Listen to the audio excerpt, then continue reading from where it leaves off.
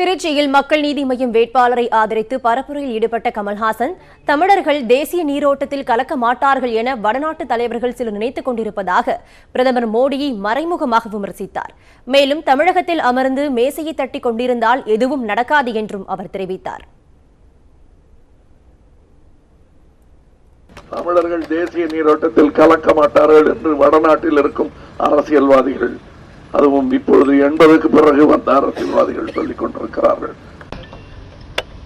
யாரை சொல்கிறேன் என்று குழப்ப வேண்டாம். 80க்கு பிறகு வந்தது காங்கிரஸ் இல்லைங்க.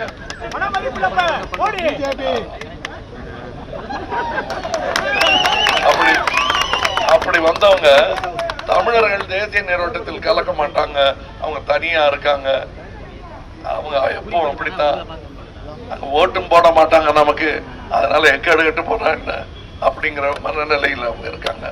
யார் பிரதமராக வந்தாலும் நம்ம தமிழகத்தை அவர்கள் கவனித்துக் கொள்கிறார்கள் என்று தட்டி கேட்க வேண்டும். அது இங்க சும்மா மேசையை தட்டிக்கிட்டு இருந்தா சொன்னதுக்கெல்லாம் நடக்காது.